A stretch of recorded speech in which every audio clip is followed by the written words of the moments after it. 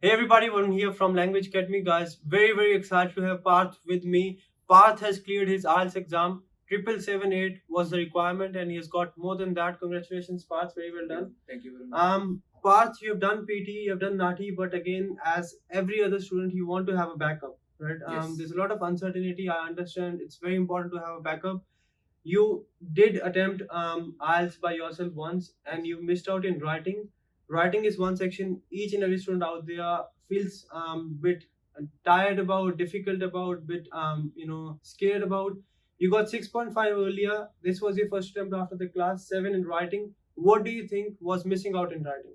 So first of all, the difference between IELTS and PT is very crucial, especially in the writing section, because in IELTS you have 4 specific tasks that you need to achieve to get at least 7 bands. So when I attempted writing on my own, I was not aware what task achievement is and what is lexical resources. I just had a very rough idea. So based on my understanding, I just went there and I wrote something, but I didn't get the desired score. But after getting classes from Language Academy, I get to know what exactly task achievement means, and that is the main difference what stands PTE writing and IELTS writing apart. So I believe if in case you are appearing for IELTS, especially for writing section, you need an intervention, because I have seen folks who have given IELTS 6 times, 7 times, but they are not able to cross the threshold of 0.5 bands. It seems very less, but it means a lot when you're writing IELTS.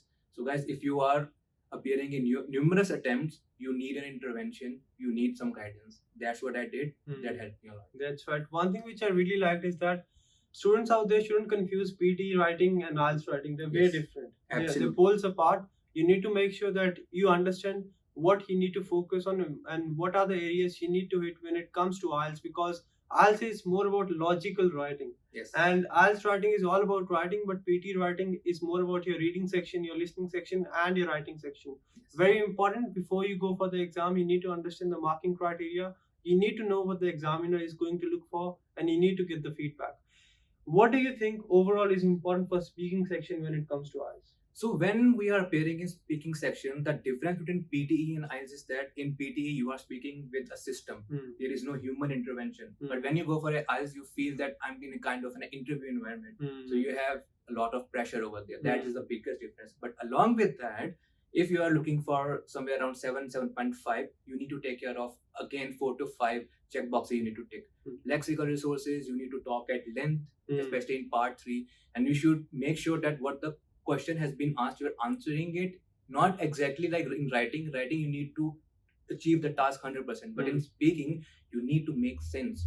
Whatever you are speaking, the other person should be able to understand. That is the major difference, because in PTE you are repeating in some of the sentences, and you are interacting with an AI, but there it's actual human being who is actually giving you marks based on the response you are given.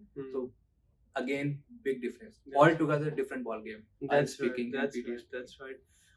One thing which I really liked is that doesn't matter which exam you go for, you always need to make sure you check all the tick boxes. You tick all the boxes. You have a checklist that yes, if I'm appearing for speaking, if I'm appearing for writing, this is what I need to tick. These are things I need to achieve before I go for the exam, and which I really believe is the reason of your success. And then very important, when we go for PT, we're a bit relaxed. We're just speaking to a computer, we are enjoying, we have templates. But when it comes to IELTS, you need to make sure you make sense, you're grammatically correct, and you answer what the speaker is asking or what the person is asking.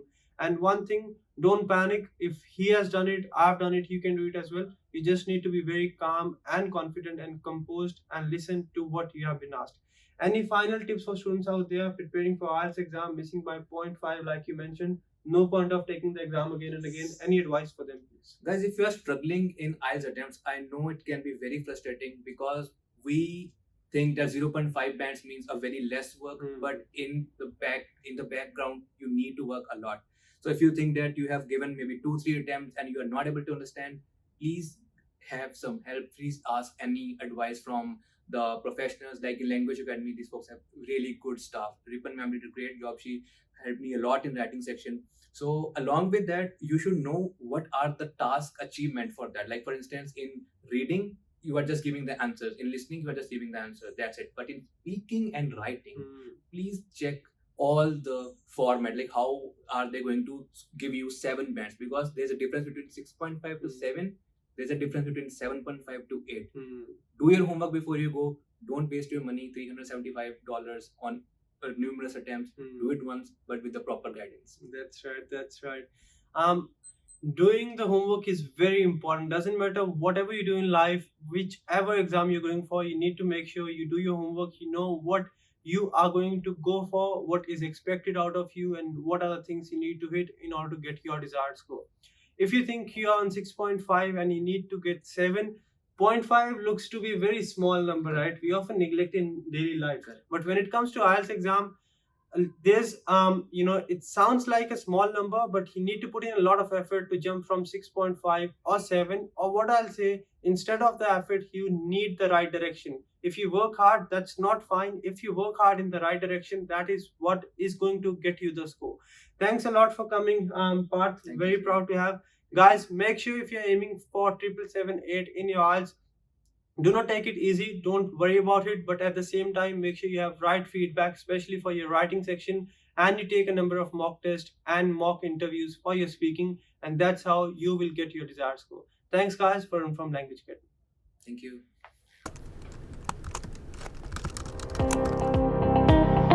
Now crack your PTE sitting at your home.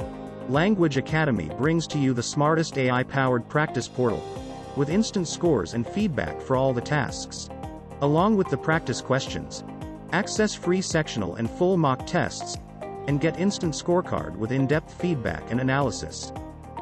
For more hidden secrets, tips, strategies, and proven templates, click the link below and subscribe to our video course today.